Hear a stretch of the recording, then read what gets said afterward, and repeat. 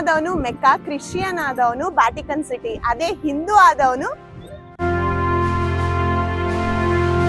ನಮಸ್ಕಾರ ಎಲ್ಲರಿಗೂ, ಆಯುಷ್ ಅಭಿನವ್ ಸಿಂಗ್ ಯೂಟ್ಯೂಬ್ ಚಾನಲ್ಗೆ ಎಲ್ಲರಿಗೂ ಸ್ವಾಗತ. ಇವತ್ತು ನಾನು ಚಾರ್ ಧಾಮ್ ಅಲ್ಲಿ ಒಂದು ಧಾಮ್ ಪೂರಿ ಜಗನ್ನಾಥ್.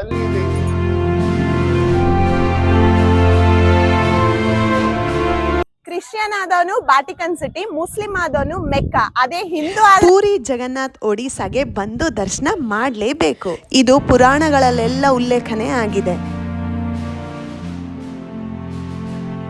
ನಮ್ಮ ಹತ್ರ ಎಷ್ಟು ಕೋಟಿ ದುಡ್ಡಿದ್ರೇನು ನಾವು ಹೋಗ್ಲಾರ್ದಂಥ ಸ್ಥಾನ ಅಂದರೆ ಪೂರಿ ಜಗನ್ನಾಥ್ ಮಾತ್ರ. ಆ ದೇವರೇ ನಮಗೆ ಕರೆಸ್ಕೋಬೇಕು, ಅಲ್ಲಿ ತನಕ ನಾವು ಹೋಗ್ಲಿಕ್ಕೆ ಆಗಲ್ಲ. ಸರ್ತಿ ಹೋಗಬೇಕು ಅಂತ ಅನ್ಕೊಂಡ್ರೆ ಏನಾದರೂ ಒಂದು ಅಡಚಣೆ ಬರ್ತಾನೆ. ಆ ಶ್ರೀಹರಿ ನಮ್ಮ ಕೂಗ್ನ ಕೇಳಿ ಕರೆಸ್ಕೊಂಡ್ರು. ಅದು ಎಂಥ ವಿಸ್ಮಯದ ಜೊತೆ ಗೊತ್ತಾ. ಹೋದ್ ವರ್ಷ 14ನೇ ತಾರೀಕು ಮೇ ನಮ್ಮ ಆನಿವರ್ಸರಿ ತಿರುಪತಿಯಲ್ಲಿದ್ವಿ. ಅದೇ ಈ ವರ್ಷ 2026 ನಾವು ಇವತ್ತು ಪೂರಿ ಜಗನ್ನಾಥ್. ಎಂತ ವಿಸ್ಮಯ ಅಲ್ಲ. ಸೈನ್ಸ್ ಕೂಡ ಇದನ್ನ ಪ್ರೂವ್ ಮಾಡ್ಲಿಕ್ಕೆ ಆಗ್ಲಾರ್ದಂತಹ ಪ್ರತಿಯೊಂದು ತುಂಬಾನೇ ವಿಸ್ಮಯಗಳು ಇಲ್ಲಿದೆ.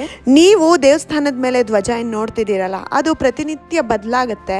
ಒಂದು ದಿವಸ ಧ್ವಜ ಬದಲಾವಣೆ ಆಗಿಲ್ಲ ಅಂದ್ರೆ 12 ವರ್ಷಕ್ಕೆ ದೇವಸ್ಥಾನ ಕ್ಲೋಸ್ ಆಗುತ್ತೆ. ಅದು ಅಲ್ಲ, ಇದ್ರ ಜೊತೆ ವಿಸ್ಮಯ ಏನ್ ಗೊತ್ತಾ, ಗಾಳಿ ಯಾವ ದಿಕ್ಕಿನಲ್ಲಿರುತ್ತೋ ಅದಕ್ಕೆ ವಿರುದ್ಧವಾಗಿ ಈ ಧ್ವಜ ಯಾವಾಗಲೂ ಹಾರಾಡ್ತಾ ಇರುತ್ತೆ.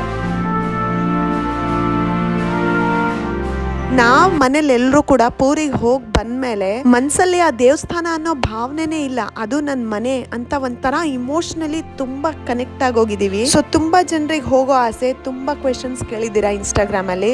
ಸೊ ಅವ್ರಿಗಂತ ಹೇಳಿನೇ ನಾನು ನೆಕ್ಸ್ಟ್ ವ್ಲಾಗ್ಸಲ್ಲಿ ಹೇಗೆ ಹೋಗಬೇಕು, ಹೇಗೆ ದರ್ಶನ ಮಾಡಬೇಕು, ಪ್ರತಿಯೊಂದು ಡೀಟೇಲ್ ಆಗಿ ಅಪ್ಲೋಡ್ ಮಾಡ್ತೀನಿ.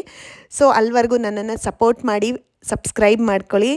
So thank you so much for watching. ಮತ್ತು ನಾನು ನಿಮಗೆ ನೆಕ್ಸ್ಟ್ ವಿಡಿಯೋಲಿ ಸಿಗ್ತೀನಿ.